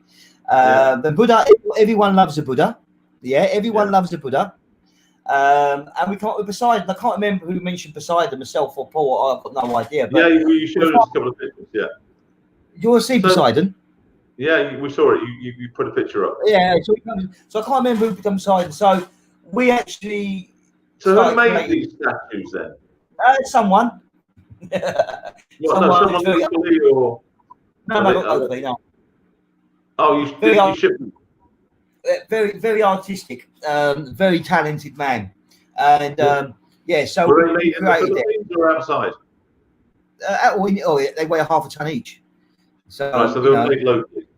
Yeah, they were made locally, but he doesn't live local. But anyway, they weigh half a ton each. Well, the heaviest one weighs. They were sculpted out of single pieces of stone. No, they were actually prefabricated by hand. Everything's done by hand. And it was sculptured using these hands and small tools. Right, okay, they're solid concrete and they've got reinforcing, and also there's got SBR6. SBR is a concrete additive to strengthen concrete up. So basically, it's a solution that I use in. Paul's just leaving us because he's got to go and sort the kids out. Paul, there's a comment on the screen from Paul. He's just saying good luck. I think he's got to come off the stream. Got to sort out. I would like to quickly touch on what Leo Calpez has just mentioned about on his comment. But it's not all about what's beneath Alegria's dived areas, which have plenty. It's about places, the people at Losia, the culture, and all their natural wonders. Is blessed. Yeah. I think I touched that. I touched that on that earlier on. I think that was before Leo come in to the chat. Yeah, you Yeah, did. You explained about I mentioned about the waterfalls and the culture here. Oh, what we do have here, which is absolutely amazing, we have fiestas in Alegria, which are cultural fiestas. And they happen once a year. I'm hoping this year they have it. It's where all the barangays, which is night, and the schools, they all dress up in costumes and they perform dancing ceremonies. It's just a wonderful experience to watch the Filipino culture. I watched it. Beautiful dresses. It's amazing. It's very good for the travellers. All right, let's come back to yes, Leo, I did mention about the cultural area, like the waterfalls, but it may have been before you jumped in. That was Going back to you've got hashtag Gardens of Alegria, Guardians of Alegria. Sorry? Right? You've got something hashtag Guardians of Alegria. Oh yes. People want to see some photographs of the Guardians. The hashtag is hashtag Guardians of Alegria, not Guardians of the Galaxy, which some people mistakenly put when they add the hashtag because it automatically comes up. It's called the Guardians of Alegria. You'll see quite a few photographs. It's growing. We was featured on GMA News Network in the Philippines. And that was through Finn Snow. When he come here, he started opening the doors. Before that, I kept it a little bit quiet. I wasn't ready. But Finn started opening up the doors. At one point, we had a special permission to take a 4 days of watching, free diving and scuba diving. And Finn documented that in one of his vlogs. So if you go to Finn.no, you'll see some of the vlogs here what he did on the diving and some of the activities, not just about scuba, but also visits a few waterfalls. And he has an exclusive coming out soon. We have a new waterfall here called Wonderfalls, and he is the first vlogger to ever go in there. It's newly going to be open, and they say it's a lot better than the Kawasan. Because the waterfall's not open at the moment, Finn is actually holding it back until it's open. But it's going to be an amazing video when he releases it. So Guardians of Alegria. You're all over the place. They've gained traction. I've put them into... how deep are they? What sort of depth are they in? I've put them into different depths. So we have the Poseidon, we have the Knights Templar, Mother Mary and Buddha.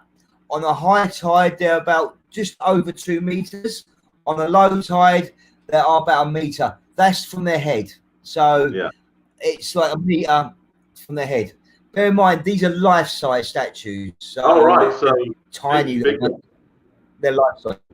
Yeah. And then we have Poseidon. How long did it take you to get all these done? How long did it take you to get about a month? A month? About a month. For making them all? Yeah, about a month. What, did you have a Korean to make them all? Yeah, about a month, 6 weeks. I can't remember. It's about a month or 6 weeks. You just got on with it. The guys, right. I'm doing this. Yeah, the guys. I'm going to get it done.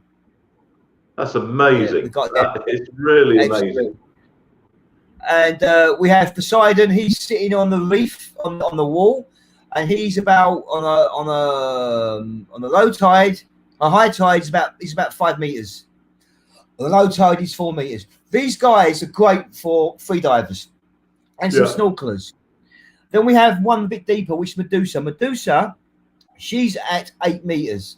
So that's a nice depth, and that's for the more advanced free divers. So it's a bit of a challenge for some of the divers to get down there.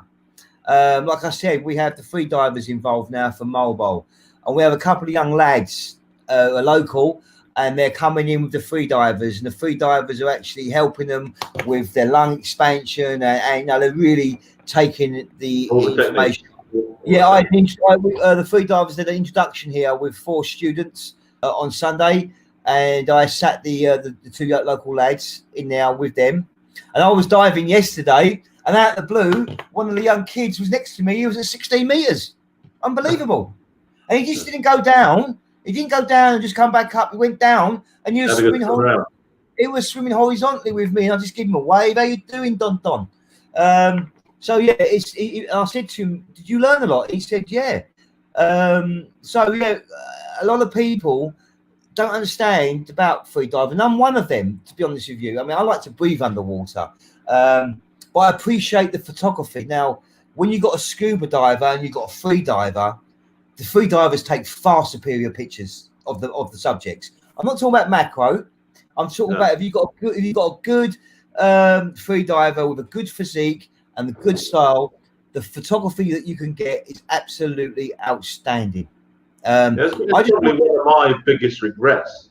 But when I was growing up as a diver, free diving wasn't mainstream.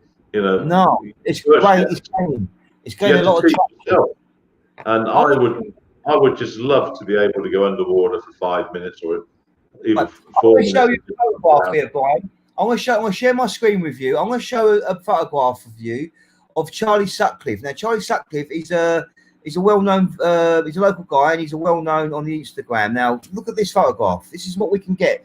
It's absolutely amazing. So share screen. Let's bring up this photograph there. Can you see that okay? You need to hit share screen. I've not hit that yet, no. Share screen. Oh, sorry, application, share. Oh, application, share. Okay, you can see that now. Right, now look at this photograph.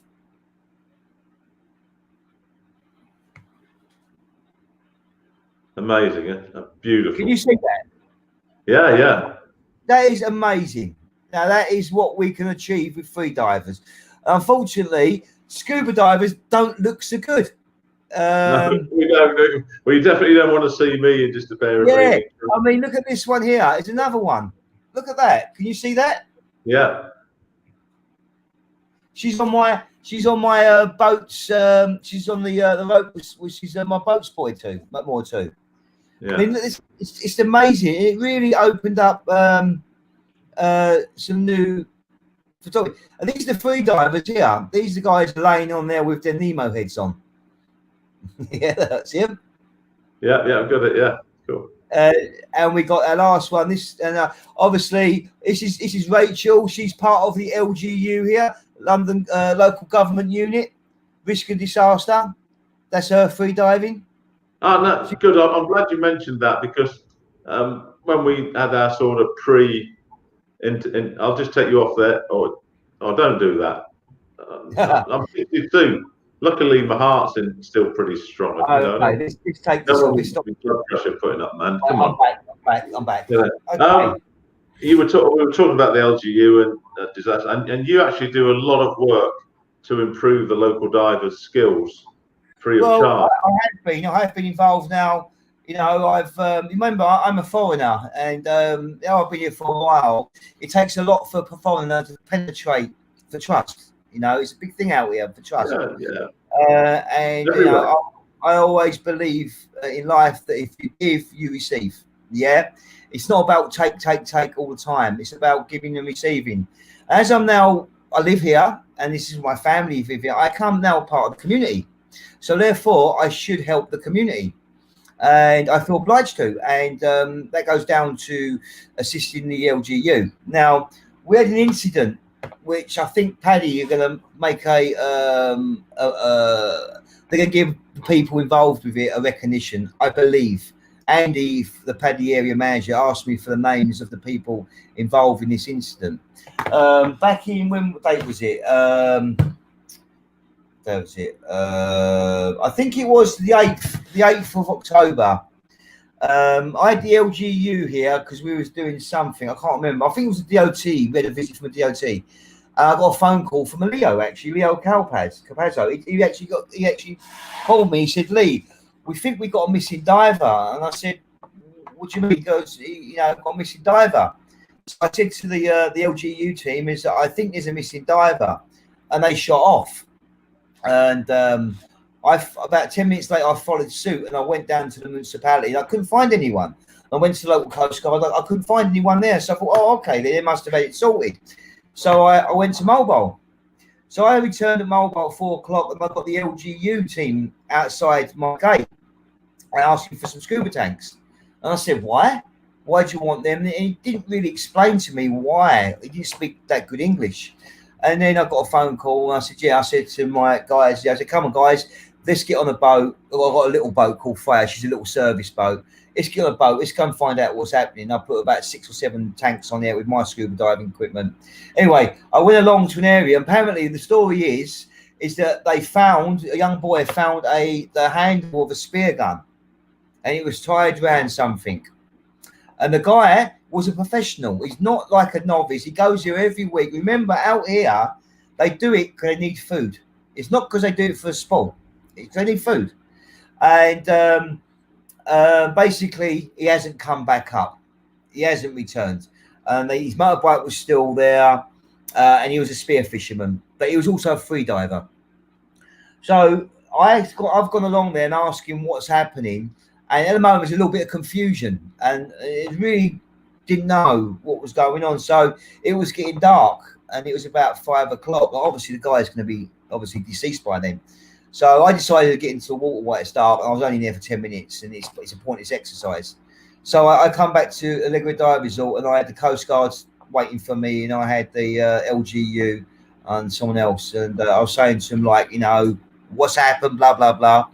Anyway, they didn't really know. So that evening, I got a telephone call off of Rachel, who's she's the head of the risk and disaster.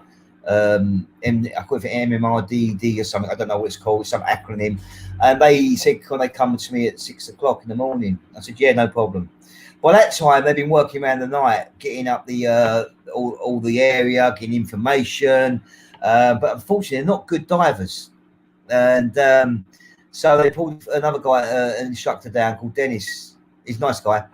So we led the dive. Between us, we led the dive. Basically, we had 12 divers. And we decided we were going to have Team A and Team B. I was Team A, and Dennis was leading Team B. And we worked out a system. And we also had the 3 divers on the surface. So I went in on Team A and I swept. Basically, I had a long rope. Bear in mind, I'm taking a few novice divers out of me. Even though they're open water divers, they are still very novice. So Finn Snow was with me as well on my team. And we literally swept. We had about a 20-meter rope. And I literally said, right, we'll hold on to this, okay, and we're going to sweep all together.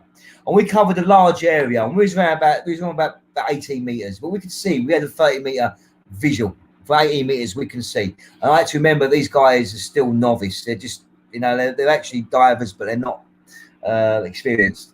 And then Team B, they swept from the other end.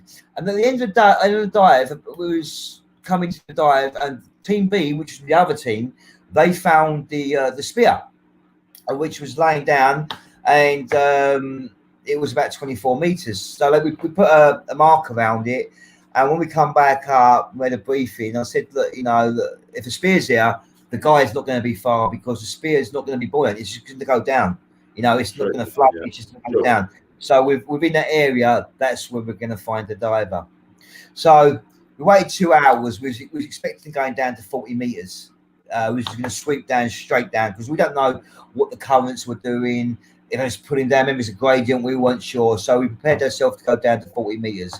And we only put the more experienced guys onto the team, and we let the open water divers stand back. And I think there was about 6 of us. So we went down. I stayed at the top and went down, and suddenly Finn shouted out to me, they found him. And I was on my way down. And when I've gone down there, they started tying a rope around him. And I'm going to tell you exactly what happened here. As they was trying to tie a rope with him, bear in mind, I had a lift bag, and I did brief them before that I have a lift bag. If you find him, signal me, and I will come down and I will retrieve him. But what they did do, they put the rope around him. As soon as they put the rope around him, all hell broke loose down below, really. There was blood coming out of his mouth, and it got so cloudy. So I've gone down there, and I've actually sort of got them out of the way, and I tied the lift bag around them, and I started obviously ascending up. I got to about 5 meters, and the bag was on the top of the water. So I said water, not water. Water, you said it right. I didn't say water. I said water. So there was 101 people all standing everywhere. I thought, hold on, we can't bring someone up. So I said, "Have we got a body bag anywhere?" And they said, "Actually, yeah." And they were using my service boat. So I said, "Let's look for a sandy area." So we had the lift bag, and probably about 500 millimeter, half a meter underneath it was the diver. And so I moved him to a sandy area. They laid the body bag down, and I laid him. I actually deflated the bag, laid him down, and they started taking his fins off because he was fully finned, the mask and everything. And we took all that off, and we laid him down flat, and we did the body bag up. Then we retrieved the body using the body bags. No one, out of respect for the families, you know. So then we took him around to, they call it like the centre where they set it up. We took him around there. We just stood back. The doctor come out, pronounced him dead officially. I think a relative was there. The free divers know of him because he's in their part of community, and then they took him down to Mobile in the chapel arrest. So at that point, I realised that, you know, we are a coastal town. There's 14 kilometres of coastline here, and they're not really fully trained in situations like this. In the mountains, fine, in the Kawasans, in the waterfalls, and everywhere else. But when it comes down to activities in the sea, they're not really trained. But is there not a Coast Guard station there or anything? Yeah, there's a Coast Guard. We've only just recently got a Coast Guard, and also that I'm actually being indoctrinated as a PCGA, which is on the 14th. So I'm going to be part of the Philippines Coast Guard Auxiliary. So my boat will be part of the Coast Guard. Yeah, but they are basically, they've got the Philippines Coast Guard. They've only been here long, but they're poorly equipped. They haven't even got a marine radio. So, you know, when my boat is fully functional, I have spotlights, searchlights, I've got GPS navigation, and I've got marine radio. So I'm being indoctrinated on the 14th to become part of the PCGA. So I become part of the community more, which helps me. Any activity goes out there, illegal or non-illegal, or dangers or risks, when I can get involved. So going back to the LGU, I spoke to the instructor. I discussed it with him about I want to offer my services as a professional diver for the good, and not for for the people, for general people. If there's something happens out in the sea, they're not fully equipped. So I wrote a proposal out for them, and what I tried to explain to them, because they told me they're going to be advanced soon, and I explained to them, because you're an advanced diver doesn't make you an experienced diver. It means you just met the quality, met the requirements. Yeah, minimum standards. That's all done. I said, and there's divers and there's card chasers. If you think just taking one course and you get a card saying advanced diver, that makes you an experienced diver, think again. So what I've done is it's not advanced diver, it's an advanced open water diver. It's just what it is, okay? It's a requirement. It's an open water diver. Dives, essentially.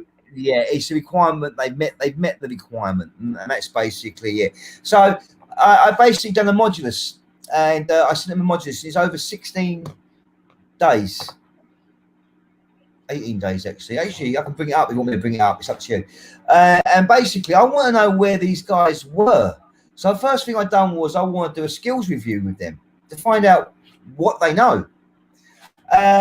So that went successful. There was a lot of mistakes in it. And the second one they done was buoyancy. Now, that's, it's one of the most important things, isn't it? Buoyancy, come on. And so basically that was the second one I done, but I really sort of took them further than PADI do, okay? And I'm teaching these guys not to get a PADI certification. I'm teaching these guys to be a rescue diver, okay? And I've told them that, this is not a PADI course. This is to make you rescue divers. If you want the PADI certification, I'll have to do additional paperwork with you, and you have to buy the license. But this is purely to make them better, competent divers. Yeah. Now, we went out there on yesterday. I done a session yesterday, and within the 2 sessions I've done, vastly improved. I've got them going around now, right, holding their hands to their like this, frog kicking with their nose literally 2 inches off the bed. Yeah, right, literally, and using their lungs instead of their fins, yeah, to overcome obstacles. I've even got them in mid-water to take their BCDs off and change it. So Yeah. So that their confidence is way up now, I guess. I want to bring their confidence. I want them to feel comfortable with them. I want them to understand their equipment, to get to learn their equipment. And I've explained to the LGU that every diver you should get the same equipment. They've got very poor equipment. They've got a thing called Aquamundo, and I think it's a Chinese copy of a Scuba Pro. Yeah. And I explained to them they don't know about the service in it, and this particular regulator is the cheapest of the cheap, yeah. And I said to them, "When's the last time we serviced?" Never. Do you ever know about this? Never. They didn't know nothing. So I'm trying to educate them on the equipment, like, you know, and I've given them some of my equipment to use and feel the difference, you know. How different it is, how much more streamlined they can get. It's a very basic equipment, but I'm letting them use their equipment because it's the equipment they have. So it's no good them giving my equipment all the time when they don't use it in a real situation. What they got get. But she's aware that they need new equipment. They're looking to budget for equipment. So yesterday, for example, I was doing navigation. Now, what I did with them yesterday, we do a skills review over the buoyancy straight away, and then I want to get them 100% on taking the equipment off and putting it back on, and I want it done in 10 seconds. And that means I want to do it in mid-water, not standing, not kneeling on the ground, doing all the signs and bringing it around. I'm talking about in a real life situation. Get it in there, twist around, put it on within 10 seconds. This is what I want them to learn. Get used to it. So what I did in the blue, about 15 meters down, I said to them, right, equipment off, and I actually made them put the equipment under their arms, regulator, and swim around, yeah, to get used to it. Then I asked them to put it back on, and I'm there next to them all the time. And then I asked them to swap equipment, which they did. And then what we did, we went over to a shallow area on a gradient. Then we started putting the lines out and doing some navigation. And obviously I showed them how to use the compass. I knew how to use the compass before, but I had to show them the difference between underwater and on land. And so, yeah, we're continuously going. They've done the line, they've done the square. They come back within a couple of meters with me, so I'm very happy. Then before I swapped over students, I asked them to change their equipment again underwater. So I'm getting really familiarised with what equipment they have. Yeah, their confidence is getting right up there, right? I'm really boosting their confidence, and they went for a dive. And the breathing rate as well, I guess. Yeah, and then I had to tell them about logbooks. Now, they don't log it, and I've had to pump it in their heads. Write down, at your stage, you should be logging every single dive that you do. Everything, what you've done, what you've seen, what you feel, what you experience. Your weights, your computer. I even given my computers, and I had to go under the water and literally explain the computers about the safety stops, about, you know, look at it, and that is your lifeline. Look at your fuel. Look at your. I mean, I call my air gauge the fuel gauge. I explain it simply. Do they just use a depth gauge, or how do they measure no, depth? Only one of them's got a computer in the group, and that's something out of the dinosaur age. It's very old. But you've got something, but they haven't got, you know. So are they diving off tables, or? No, they would have been diving with just one person with a computer. Right. Yeah. So I've gave them a computer each. I've got all Sanutos, so all the algorithms are the same. They can relate to each other. And I say to them, keep an eye on your depths. You know, when we was doing this activity, changing the gear underneath the water, I said, you're certified to 18 meters. I do not want you to go down past 18 meters. You start the activity around about 14, 15 meters, and you should complete it within 16, 17 meters. And one of them did drop to about 19, 20. And he was aware that he did drop, which is good, because, you know, he knew that he was at 19, 20 meters, which to me thinks it's great because he's keeping an eye on his computer. How did he know? Huh? If only one's got a computer, how did he know? No, I gave them both a computer of mine. Oh, they're all using yours, right? Yeah, okay. Yeah, right. when I do this, I give them. But I'm talking about when they're not with me. When they go out on their own, there's only one computer between all of them. But when they're under my instruction or under my session, I give them waiting to happen, right? Yeah, so I give them my computers to use, my compasses, my stuff to use. Okay, Yeah. so I always emphasize to them, keep an eye on your depths and your computers. But the good thing was, even though he went down to 19, 20 meters, he was aware that he went down that deep. So that tells me he was looking at it. Yeah, that's good. Which is a good thing. And also, I try and tell him about the air gauge. I say, that is your life. That is your fuel gauge. Would you let your car run out of fuel? What happens when your car goes on reserve? You go straight to a fuel garage to top it up. You wouldn't let it run out of fuel, and you wouldn't walk along the streets with a jerry can to fill it up. That is your fuel gauge. That is your air gauge. Don't run out. There's no reserve. You can't switch a switch. So I emphasize about these particular things. All right. Yeah, we've been on for an hour and 40 minutes now, but that's brilliant. I mean, the last thing, as all these divers, we got awarded by this certification. I don't know if you can see that. Can you see that? Yeah, I've seen. Yeah, that was given to us by the local mayor. Every diver involved in one got one, and like I said before, Andy from PADI has asked me for all the names and numbers. They may give them a recognition, they may not. I don't know. That's really good that you're putting that amount of time and effort into the local community. It's commendable. I don't know many dive centres who actually go to that level to help out. Anyway, let's just a few questions for close. How has business been during the pandemic? Zero. Absolutely nothing. How have you managed to stay afloat? Excuse the pun. Right. Okay. I've still got a construction company in London. If it weren't for that, I've got a manager working for me. All right, we had COVID in UK and it's been shut down, but there was a gap. Construction's still working, right, in the UK? Yeah, guys are still working for me. I work on Eastern Pacific and I work on GMT. Sometimes I'm up at 2 o'clock in the morning. Just I do the costings, I do the contracts, so I do yeah, and we do a lot of communication through WhatsApp. But we did have a quiet period in UK, which was obviously at the very beginning when UK shut down, and then when UK resurfaced again, I started getting. I mean, I get inquiries all the time. I've been trading for years, so it's the work I do. It's specialist work, and the guys I got with me are very good guys, and they're specialists in their trade. And that's the reason I was going to let it go before I come over here. My manager, who's been with me for many years, said to me, "What are you going to do with it?" I said, "I don't know. I could sell it, but it's my name." And he said, "No, Lee, we'll sort it out." So between us, we have a system going. It's working pretty well. So we're very, very happy with that. So that's really what's kept you going. Well, yeah, that's been keeping going. Plus, I've got a little bit of interest in other things.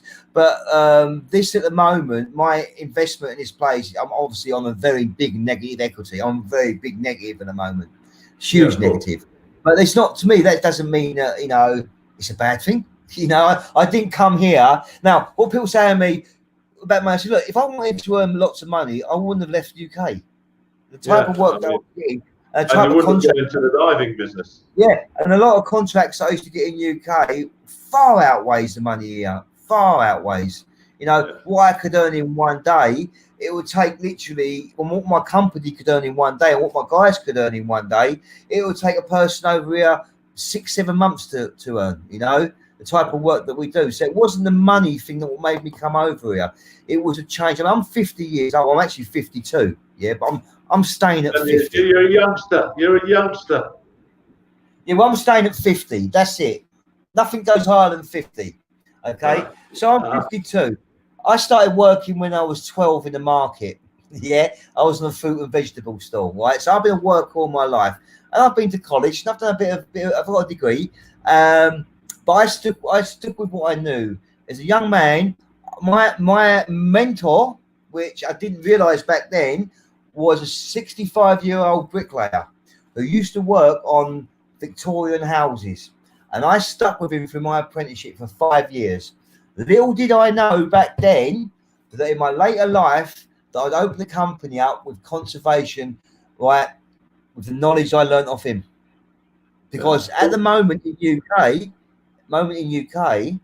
80% of the buildings are old, but there's not a lot of people who can work on old buildings. It doesn't meet the current building regulations. You cannot use cement on lime buildings. You cannot use certain materials. So when I do a work back there, the type of work that I do is on listed conservation buildings, and they have to look like they've never been touched.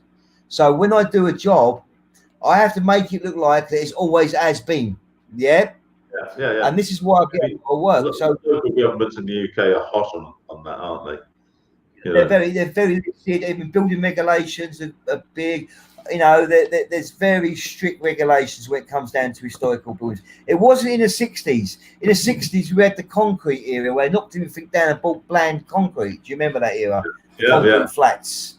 But they're now really hot on buildings, conservation. I mean, some buildings that we cannot change the look of the front, but we can touch the back. And some of the buildings in London use like Welsh slates. You know, if you know your money, the pound, some tiles will cost £4 each plus VAT. And some of these roofs have got 2,500 slates in them. And we have to go and get them for a Welsh blue slate because they are conservation. So it's very expensive. And a good thing of it is when I do roof works, the best thing about roof work, I remove the lead flashings. A lot of lead flashings. And you can what do I do with the lead flashings? Come on, Brian. What do I do with the lead flashings? You're a diver. What do I do with them? You sell it or you make dive weights. No, what I do, I'll get a mould. Yeah? You make diving weights. I'll get a mould. I get a 2 kilogram mould. And what I do, I'll get in my back garden with a burner, with a mask on, and I'll melt it down. Okay? Yeah. And I will pour it into a mould, 2 kilogram weight. And I will make literally 400 to 500 weights. And then what I do, I send them over in Balabayan boxes. Yeah, so all my lead weights here, in London are from London roofs. Well, brilliant. I love it. Right. What are the future plans for the resort? The future plans is that I'm not just going to do diving here. I've come to realise Alegria's got a hell of a lot more than just diving. Don't forget, diving is unique. It's my forte. But away from diving, we have dolphins. We have the spinner dolphins. You know what? It's the first time in my life that I've ever seen dolphins close and personal. I mean, I go out in that strait every morning. I mean, obviously, weather permitting, I go out there. Beautiful like glass. I go out there and suddenly I've got the binoculars. I'm looking over there. Okay, over they go. Suddenly they're into our boat and they're jumping and go out there twisting. What an amazing sight! I love dolphins. Where else? So that's a big thing. It's beautiful, and that's virtually guaranteed every day, weather permitting. We've got whale sharks now. Check this out, okay? I was out there dolphin watching one day, and I forgot to take a hat, and it was so hot. So the first thing I done, and I never do this, I always take a camera with me, but this particular time I was so hot. So I went straight to my dive hub. I put my gear on. And I went straight in the water for diving. Now I'm diving around about 10 meters, right, on my own in my own little world, checking out the coral. Look to the left. Who I've got next to me? I've got a whale shark right next to me, and he's with me for 10 minutes, and he's eyeballing me. Yeah. Yeah, they can be inquisitive. Huh? Yeah, I'm eyeballing him. He's eyeballing me. So we go along for about 10, 15 minutes together, and off he goes into the blue. And I thought to myself, of all the dives that I've done here, one of the only dives that I don't take a camera down, I see the whale shark. God's law, isn't it? You know, and I mentioned this on people. Oh, you got to have a camera to prove it. I don't need to prove it to anyone. I prove it to myself that I see a whale shark. And you know what? It was in its natural state. It wasn't like Oslo where they're going down there, which a lot of people condemn. It was in its natural state. It was out there. We're fortunate that. I mean, we're not fortunate at the moment because since February we couldn't dive in the Muslim Dam. But nearly every month when we dive in the Muslim Dam, you know, a couple of us will see a whale shark. You know, and they're so inquisitive. Even in the Gulf, we get them as well. I remember once we were on a wreck called the Dara, which is called the Titanic of the Gulf. In fact, at the time, it was the second biggest loss of life in peacetime after the Titanic. we were on there years ago trying to remove a piece of brass, and all of a sudden it went dark. I sort of looked up, and there was a whale shark, and it kind of just stopped to see what we were doing, and it just stayed swimming around. Another occasion, we found the energy determination, which is very deep. It's in about 80 meters, starts at 26. We'd looked for this for ages. We go down the line, and we get down to about 40 meters or so. Who greets us? A whale shark. Nice. And it stayed there. We did 2 dives that day, and when we went down the second time, it came back. Amazing. I love them. I love them. So He's on the ground here. Hunter, you must own your own weights. All right. When I come and see you, I will bring you some weights because I've got a stock in. Yeah, I mean, like, when you compare mobile to this place, we've got everything what mobile's got, and Alegria's got everything what mobile's got, and we've got more. We've got a lot more here. We got on the resort. Are you going to make it bigger or? Yes, I'm doing I'm dealing with the DNER, which is Department of Natural Environmental Resources at the moment, and Leo Kalpaz is actually doing a design for me. I have to do a PowerPoint presentation to them because I want to put like a platform, like so I've got mangroves right near me. We've got mangroves which are beautiful. I mean, you see the fireflies. You see the fireflies in a nice bright, a nice clear night. You'll see turn the lights off, and you've got all the fireflies around you. And I've got a gap between the actual mangroves, and we're looking to put like a walkway through there. And outside, we're looking to put like a platform for seating area with hammocks, with a nipper hut, so they can watch the sunset in the evening. So we do at the moment lack a little bit of seating area. Also, upstairs above my bar, we've got a training room. That is going to be good because Bowman Co is going to start doing some workshops with his photography, which is, it's another level. It's way up there. It's very specific, and he's going to be doing that very soon. So he'll be getting it's a 3-day course he's going to do up there. And we've got projectors up there. You can see the tan on the straight. You have to see. So he's going to be doing that hopefully soon. We have yoga starting up there, which is completely off the mark because there is a free diver that I know, and she's actually a free diver. Free divers do a lot of yoga, don't they? Yeah, and she's also a yoga instructor, and she loves it up there. She'd be great. So I just started talking to the local people to something that would be interesting, and they said, yeah. So I've got to talk to her further about that. So yoga. Anything else? I don't know. Cebu, Philippines, Alegria vlogs. Good luck, Alegria. Good luck, Doc Lee. Yeah, when I had DOT here, I took someone diving, done a DSD with her called Glennis, lovely girl, and it's the first time she's done it. And she's the one who goes around the world and goes to promote tourism in Cebu, and she wants to make this one of the attractions of Cebu because having an underwater museum here, it's just not the statues, it's what it creates. Have you got plans for more statues, or I have actually. I've got what I'm doing. I want Lapu Lapu made, which is as you come into Mactan, you have the shrine of Lapu Lapu, and there is one more that I want made. And what I'm thinking about doing is putting it out to the people of Alegria and see what they come up with. All right. Good. So, the best news ever, is I've got granted, well, not me personally, but the Alegria Dive Resort got granted to protect the area where the Guardians are. So with the local barangay, what I've done a proposal, and it's a win-win situation for Alegria Dive Resort, and it's a proposal for the Barangay Santa Filomena with the people organisation, meaning that they will become part of it, and we work as like a not a partnership as such, but we work together as one for the good. And what I've actually put over to them is, we noticed this the other day, is that this is getting very big, the Guardians, and what we're actually getting is we're getting people coming down by the boatloads, Like I can understand why they do it. We got someone coming down with 10, 15 people in a boat jumping in them. The problem we have there is a thing called safety element. There's no one guiding it. There's no one controlling it. Not one person is wearing a life jacket, and it's a potential hazard. Now, what would happen if something happened? Guess who would be out there? What? I'll be out there saving someone's life. Okay. So I've got a meeting with the brand guy, I think, on the 8th, and I've put a proposal to him that I'm going to teach them. I'm going to help them, become guides.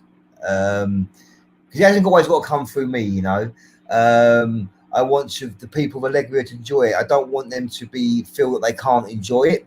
The local people, that is, not for financial gain, but for pure pleasure. Like if they want to go out there and swim with them. But I said there's got to be a safety protocol involved, because it's just not about people. It's about the safety. Yeah, you don't want to do something like the Guardians and then the fragile ecosystem. Like there's very fragile corals out there. So when I take people out there, the first thing I do is brief them is buoyancy control. I will not take them anywhere where there's lots of corals, and I'll literally tell them how to position themselves on the photograph. If they can't dive too well, I will hold them. I will place them. And always make sure their fins are there. Also, this coral is dangerous. You can cut them. It's like razor blades. So I've said to them, look, this is what I propose to do. And the other day, I seen loads more people on I think on Tuesday, a lot more. So I went to the brand guy. It's like, this is what's happening. They said, Lee, you've got permission to put buoys around it without backing. So basically now is I bought a load of boys from Cebu City. They're all out there. I've got people from the brand guy going to make some concrete blocks, which we're going to drop in nice areas.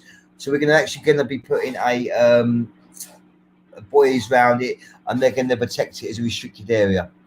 It's a pinprick. It's a pinprick on the Tannon Strait, but it's our pinprick. And what I propose to do with this is monitor it. Over the next course of a year or two, we will monitor that, because there's going to be no fishing in it and nothing like. No one's going to be enter unless they're wearing a life jacket, unless they've got permission for the brand guy and whatever. So what we're going to do, I'm going to monitor it and I'm going to document it, what changes with it. I'm just going to look at what happens with it. I'm hoping within a year, where it's been a restricted area, that we're going to see an influx of whatever we're going to see, whether it's a particular coral, or it's going to attract a new critter, or attract whatever.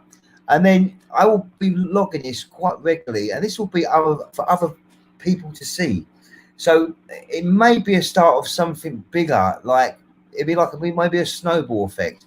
If this is successful, it may start the ball rolling for other places in the Philippines, or especially Cebu, that they can follow suit. It's amazing that they've gave it to us, and obviously I'm working in cohesion with the local people and the brand guy.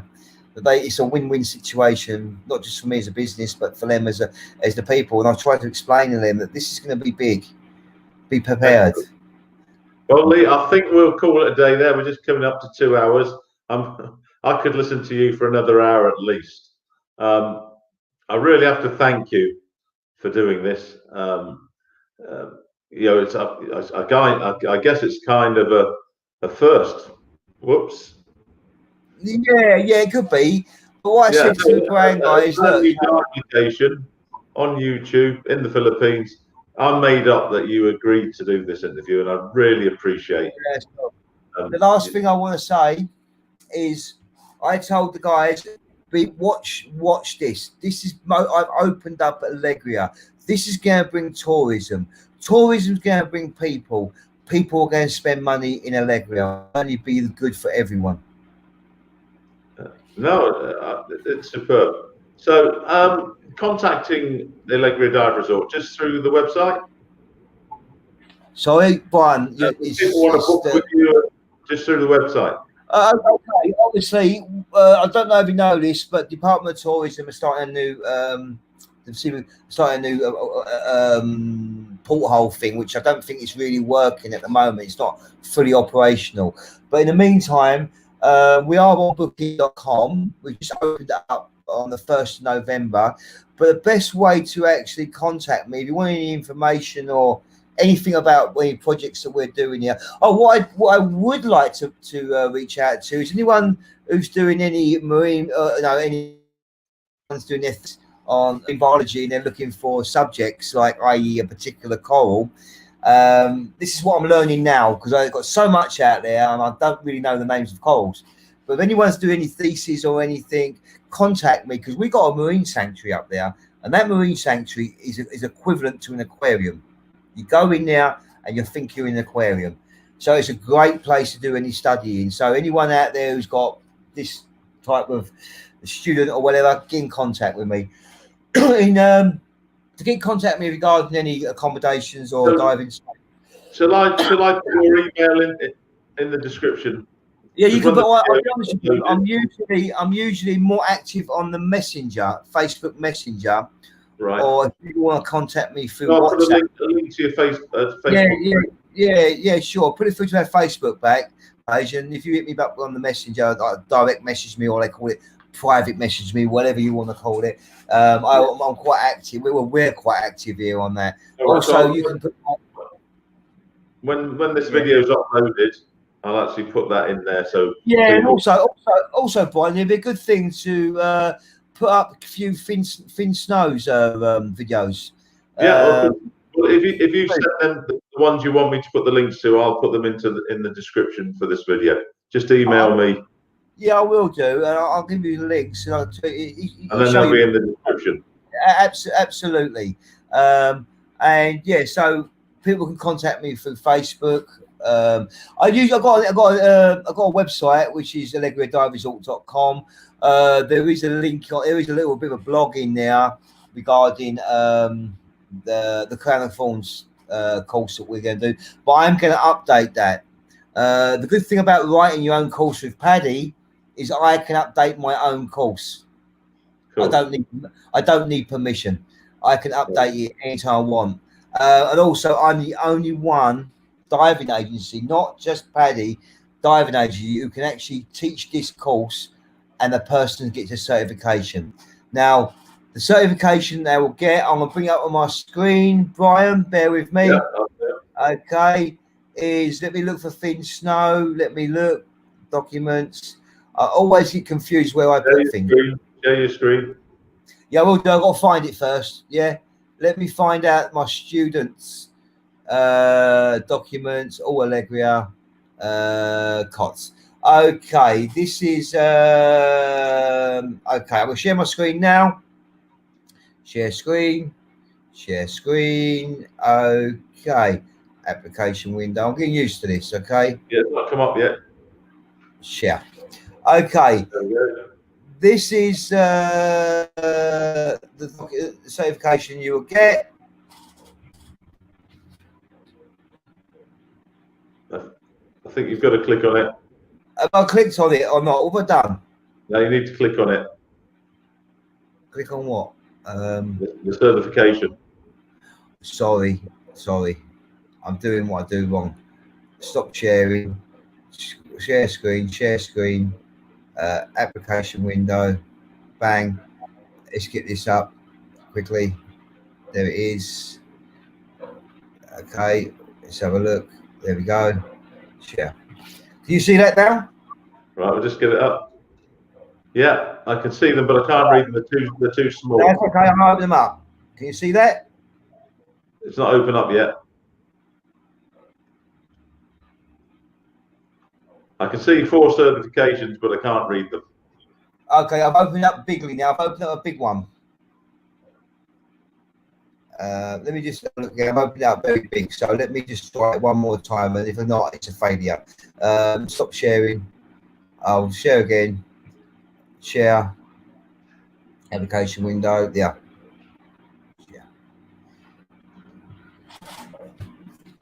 Okay, there it is. Yeah. Okay. Crown of Thorns. There you go. That's what the people get. All right. All right.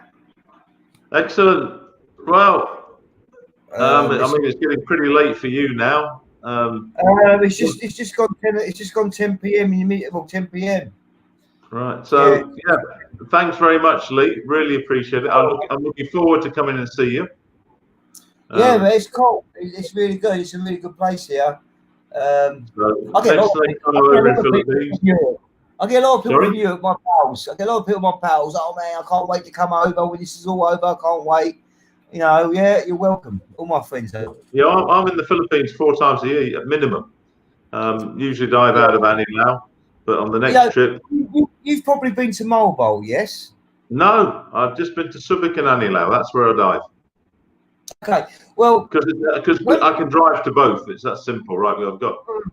When people land in Cebu, right? When people land in Cebu, they probably land in Mactan, and the topography of divers, they go north, which is Malapascua, and they come down to Mobile, and they drive straight past me to either Oslo or go on to Dumaguete. There is now a diving resort in between on the main highway. When you reach Alegria, you will see all the signs. Alegria Dive Resort. There's 4 signs either side of the boundaries of the countdown markers. You cannot miss them.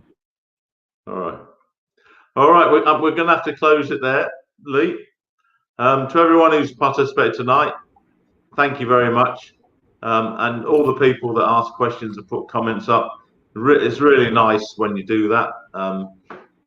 So yeah, we'll see you next time. That's good. And that's it for the first Let's Talk Scuba with. All right, it's cool. Thank you, Brian, for Lee Ricketts, having a long old chat with me.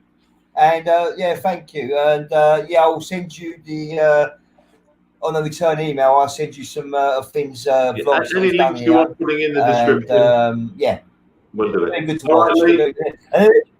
In 4K, so it's pretty good. All right. So good night. Goodbye.